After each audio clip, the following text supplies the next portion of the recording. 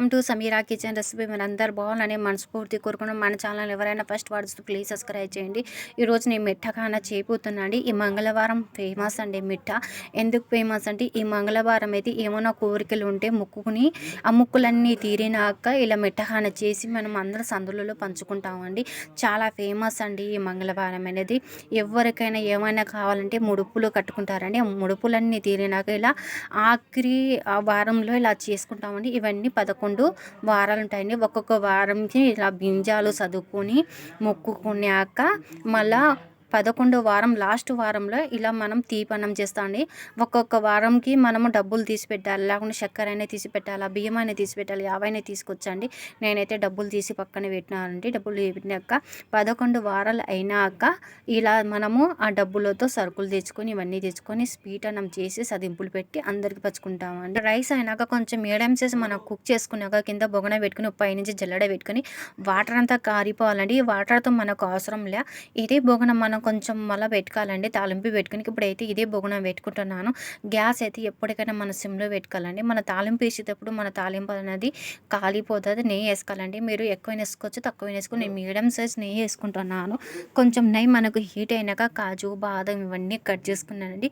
4 ఇలాచీలు కూడా మనం దంచుకొని పెట్టుకోవాలి. ఇలాచీ వేస్తే దీంట్లో మిఠాఖానాలో ఫ్లేవర్ అనేది మంచిగా వస్తుందండి. బాగా మంచి వాసన వస్తుంది. అందుకోసం మిఠాఖానా కంపల్సరీ మనం ఇలా చేయాలండి. ఇలాచీతోనే మిఠాఖానా అవుతుంది. మనకు బాగా స్వీట్ అనేది మంచిగా ఫ్లేవర్ బాగా మంచిగా ఉంటుందండి. చాలా మంది ఇలాచీ వేసుకోరు, తీసి పారేస్తారు. ఇలాచీ వేయాలండి మిఠాఖానాలో. ఇవన్నీ వేసుకున్నాక మనం దూరంగా ఫ్రై చేసుకున్నాక మళ్ళీ ఇవన్నీ సపరేట్గా తీసుకోవాలండి. తీసుకున్నాక దీంట్లోనే మనం తాలింపు అనేది మళ్ళీ వేసుకోవాలి. ఇది నెయ్యి తీయకూడదండి. ఇదే నెలలో మనం వాటర్ వేసుకోవాలండి. వాటర్ అయితే కొంచెం తక్కువనే వేసుకోవాలండి. మనకు సీరా కావాలంటే 2 గ్లాసులు కావాలా, లేకుంటే కొంచెం మనకు వట్టిగా కావాలంటే తీపి అంటే కొంచెం తక్కువైనా వేసుకోవచ్చండి. నేను సీరా మాదిరి చేసుకుంటున్నాను. 2 గ్లాసులు వేసుకున్నాను. దీంట్లోనే ఫుడ్ కలర్ వేసుకోవాలండి. ఆరెంజ్ కలర్ అయినా వేసుకోవచ్చు, రెడ్ కలర్ అయినా వేసుకోవచ్చు. నేను ఆరెంజ్ కలర్ వేసుకుంటున్నాను. కలర్ వేసుకున్నాక దీంట్లో మనం షుగర్ వేసుకోవాలండి. షుగర్ అయితే తగినంత వేసుకోవచ్చు. ఫుడ్ కలర్ వేసుకున్నాక వాటర్లో మనం మంచిగా కలుపుకోవాలండి. కలుపుకుంటే అలాగనే ఉంటాయి ఇవి. ఇలా కలిసిపోయినాక మనం కొంచెం బాయిల్ అయినాక ఇలాచీ వేసుకోవాలండి దంచుకున్నాక. దీంట్లోనే 1 కప్ షుగర్ వేసుకున్నాను. షుగర్ మీరు ఎంతైనా వేసుకోవచ్చు అండి. నేను కొంచెం లైట్గానే వేసుకుంటున్నాను. షుగర్ అయితే 1 పావు కిలోన్నర వేసుకున్నానండి షుగర్. ఇవన్నీ షుగర్కి బాగా మనం కలుపుకోవాలండి. దీంట్లో కలిసిపోవాలి. ఈ వాటర్ అనేది చాలా బాగా మంచిగా బాయిల్ కావాలండి. మనం షుగర్ వేస్తేనే పైనుంచి బాయిల్ కాకుండా ముందు మనం రైస్ వేస్తే బాగుండదండి.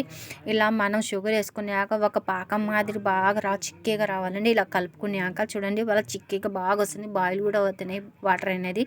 దీంట్లోనే నేను రైస్ అనేది వేసుకుంటాను అండి. రైస్ వేసుకున్నాక మనం కొంచెం కలుపుతూనే ఉండాలండి. ఇలాంటి గడ్డలు కట్టుకుపోతాయి.